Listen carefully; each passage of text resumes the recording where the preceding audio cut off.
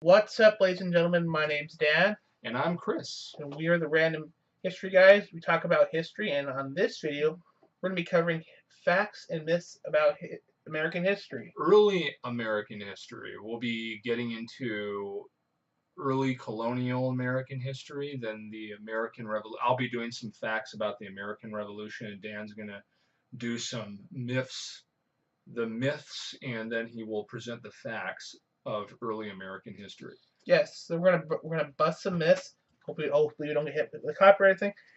So we hope you enjoy this soiree, this sachet into American history.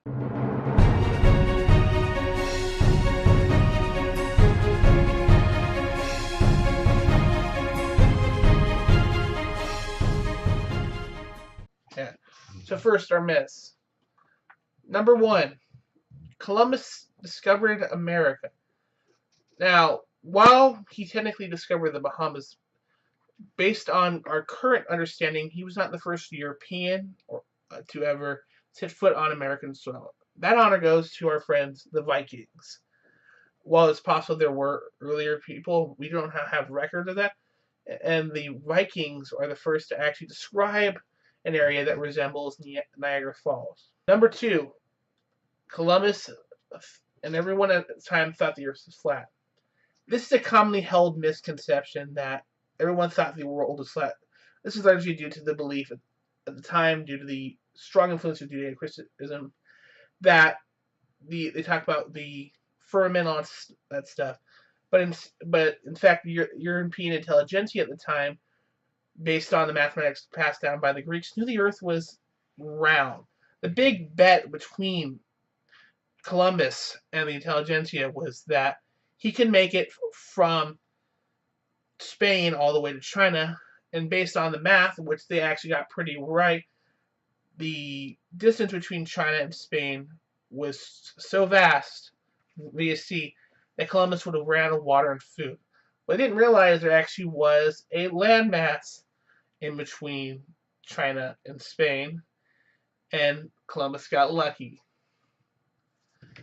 Number 3 on our myths list, George Washington's teeth. Now, I know what you've heard. They say George Washington had wooden teeth. This is a misquotation, is that our dear first president of the United States actually had what they call wooden smile. You may have heard of someone being very wooden, being very stiff. When in fact, that this kind of misled, because he was always like, I mean, look at the dollar bill. In fact, he actually, his dentures were likely made of ivory, which is elephant tusk, lead, or even porcelain. Porcelain is actually still used today in making false teeth. In fact, I have a few right here. And it's very good quality and holds up well under stress. Number 4, everyone was sitting in on the signing of the Declaration of Independence. We've all seen this photo of everyone with their legs sticking out on, yes, we're going to sign the Constitution. Jefferson's there. When in fact, it was a lot more hectic and everyone was kind of running in and out. The signing of the Declaration was basically a, hey, you're here, okay, good, sign. Make sure that Washington gets his signature in and make sure that it's big enough that King George can see this. And for our 5th and final fact, the Congress love each other. This could not be further from the truth. The Continental Congress hated each other. They were just like they hate each other today. Yes, they were bitter rivals. Many had personalities. Some were friends and became enemies for a while. In the case of, I wouldn't want to be recognized as the founding fathers, more like the founding enemies. Founding assholes. They were the founding assholes. In fact, 2 of our founding fathers, Thomas Jefferson and John Adams, were good friends. And then Jefferson won the election and took the presidency from John Adams, which made him quite bitter. Son of a bitch. That son of a bitch. That's history, right? All right. Well, I've got some facts about the American Revolution. It was, the first major war in the United States. I mean, this was the war that gave us our country. We were established July 4th, 1776, as most of you know. 4th of July is coming soon. Happy 4th. Now, we know George Washington as the first president. He was also the commander-in-chief of the Army. But the Articles of Confederation, established in 1777, made Congress, the Continental Congress, the national leader at the time. So technically, he's not really the first leader of the country. The Continental Congress is. He's technically the first leader under the new Constitution, which was ratified in 1787 in Philadelphia, the original capital of the United States.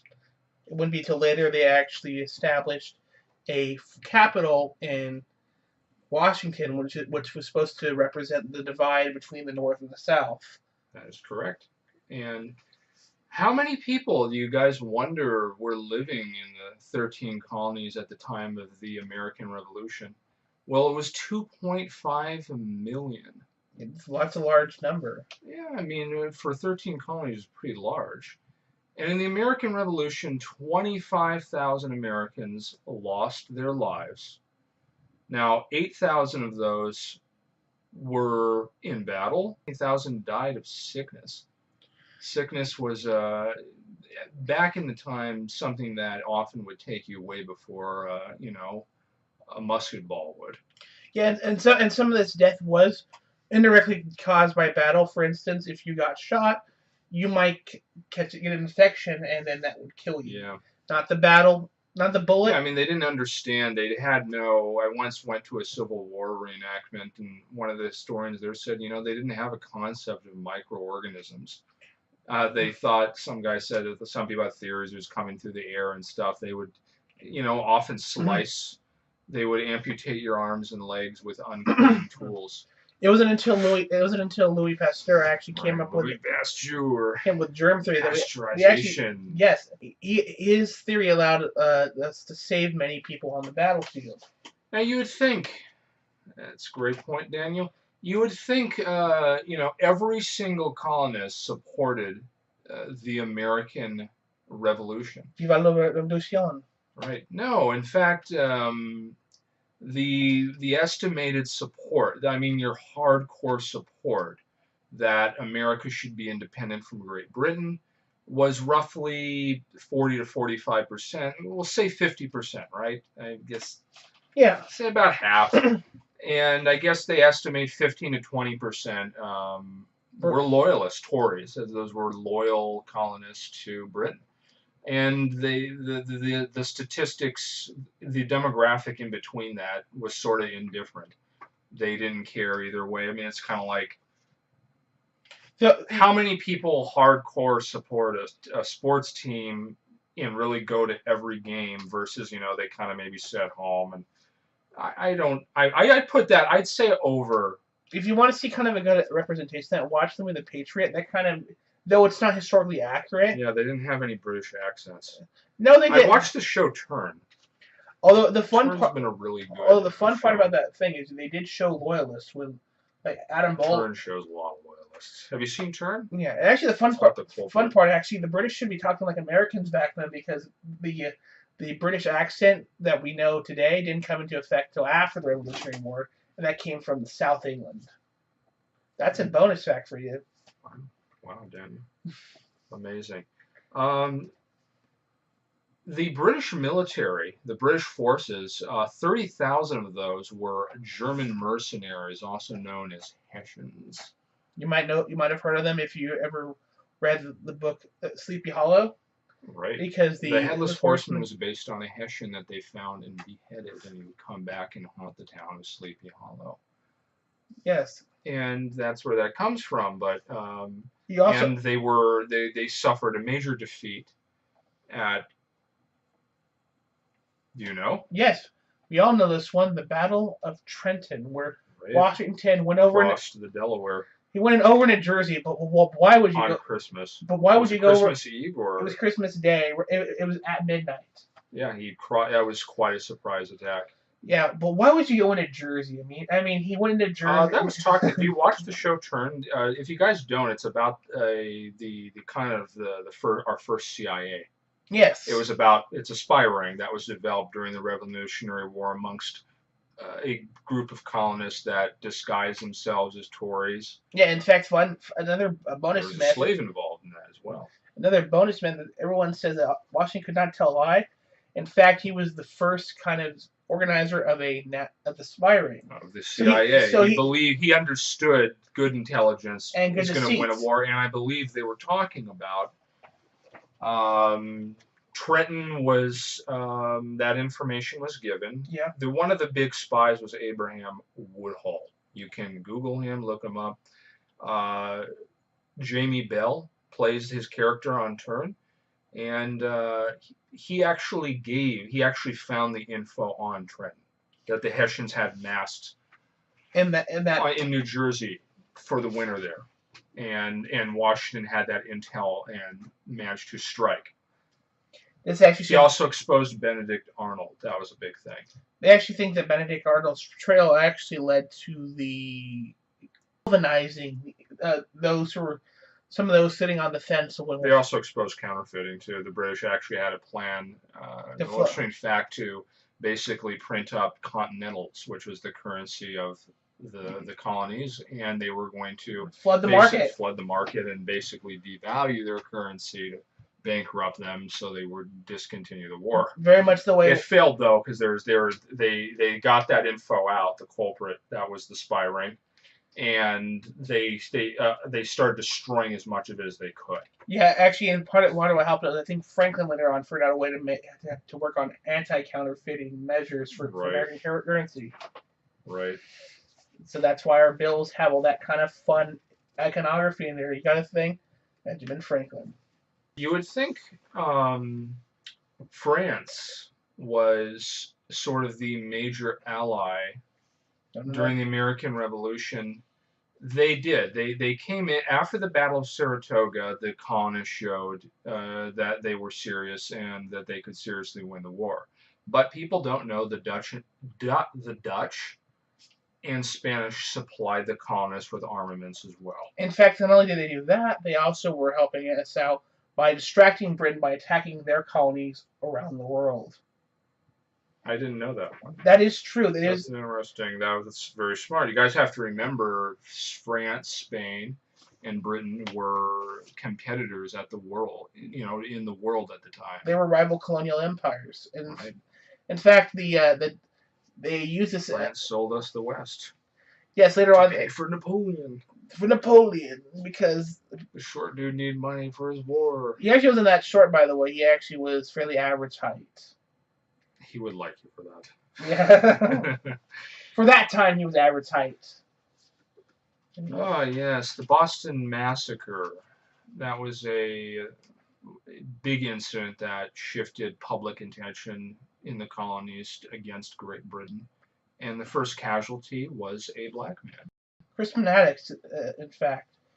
They also say that the Boston Massacre wasn't as big as was shown. And in fact, Paul Revere, the guy who supposedly did a midnight run, which was kind of, in fact, he got stopped on his way during the midnight run.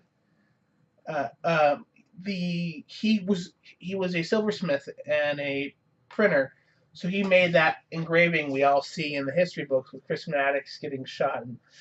And he was doing it to galvanize people to go say, look at the Britons, look what they're doing to us. So in order to get a reaction, because he was a son of liberty. Yeah, and there were both freed black men and enslaved black people that fought for the United States and Britain, both sides. I believe an interesting fact is one of George Washington's slaves, he was a slave owner, escaped and went to the British side. That's gonna suck for you. It did suck. There's actually a very, very interesting story reading behind that whole thing. He went to the British side, and eventually, when Britain was defeated, he got out. He left. He left and got back to Britain, but he was, I guess, forming his own colony of slaves over in Africa or something. Well, like, He had a little. It was something later on. You will have to read up this. I don't know if I'm getting it. so you're All. talking about like I think Britain came in and controlled that group, and they wanted their independence. And then Britain shot his hole. There was a tinier war conflict. And it's interesting. He escaped.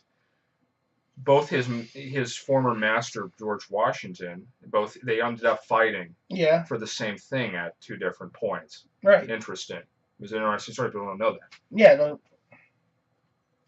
anything else?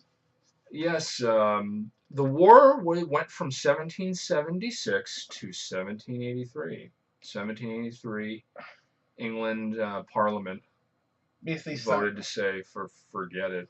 Actually, fun fact also about the war. Most people think that it was blamed the King George, but in fact it was the current prime minister at the time, uh, Prime Minister North, who was really popular among the colonists. So instead of blaming him because that would be like going after Obama for something Right. wrong, they went after King George, who was getting crazy at the time and eventually started yelling at trees. Yeah, he's again. Watch the show Turn. I've watched a lot of. I've watched a few films on the American Revolution. Obviously, Patriot really brought in some heavy action, but the movie Turn really kind of digs into the emotions of the time, Right. in my opinion. Yes, the Olive Branch petition Yeah. was an attempted an attempted truce in 1775 by the colonies in Great Britain. Yeah. That was supposed to not make it go to war, but it failed. So there was an attempt by the representatives in the colonies in Great Britain to form their own country, but it failed. Right. Great Britain said no, Because you North. stay with us. It was North. This is gonna it was North. He was like, no. Yeah, you don't fuck around. You don't fuck with Lord North because but then you gotta blame. Oh, another interesting fact: Benjamin Franklin actually recommended that a lot of the colonists use arrows and spears. Use archery. But eventually, I was thinking about that, and I said that actually would have been a great. I mean, because really the musket at the time, so ineffective. People don't even know to this day how they even depict in the movies. Yeah. How incredibly inefficient and ineffective. Well, that's why they had to have bayonets because once you shot and you're out, you basically had. Oh yeah, but it's like Ben was right. If you use arrows, you essentially have a gun. You have a projectile. Well, also missiles. Another thing that people realize is that at the time, the firing rate of spears. Yeah, the firing rate of a bow was greater than that of a musket because a bow you can go pull. Right. Something at the time tells me they figured that wasn't gentlemanlike at the time. I mean, these are people of high British class. You know what's ironic is because that longbows were like the cornerstone of the British military prior to the introduction of the musket. They were known. I mean, a lot of guys had tomahawks at the time and would deploy that. Yeah. And those are pretty effective tools at killing. But I agree with Ben Franklin. Bow and arrow would really come in handy. By the way, another fun fact is that the Americans engaged in guerrilla warfare. Oh yeah, everyone knows that the redcoats made a wonderful target. Their red coat. Yeah, one of the most famous ones is the Swamp Fox and General Daniel Morgan. Yeah, in the southern theater of the war, people forget there's really a northern theater of the war, and there was a southern theater of the war, which extended as far south as Georgia. Yeah, the northern theater mainly dealt with, I believe, Clinton and Washington. Right. And then you had Cornwallis. Cornwallis was to the south. That was depicted. And the Patriot. Mel Gibson's character in The Patriot. It was based off of Daniel Morgan. Yeah, and the Swamp Fox. And in fact, they showed Cornwallis, who was played by what's his name? He's a really good British actor. He's been in a lot of. We're gonna put the name right here. He was in He was in Batman Begins, and he was in The Full Monty. He was, yeah. Yes. It's like Tom something. Right. We don't know his fucking name. I think that's it for now. Anyway, if you like this video, subscribe and leave a comment. Maybe there's some other cool. Oh, we didn't. Yeah, well, this was basically, our video. I was going to get into the Louisiana Purchase, but we'll save that for next time. We'll save that on later. We'll go from our next video on American history, which we'll be putting up for the month of July. We're gonna be doing a whole American history thing. We'll start from the from Washington's presidency all the way up to the Civil War. So check that out. Remember to like, subscribe, and leave a comment. Yes, please. Yes. We hope you enjoyed. Yes, we do. We hope this has been educational and fun at the same time. My name's Dan. I'm Chris. We're the Random History Guys. Peace out. Peace.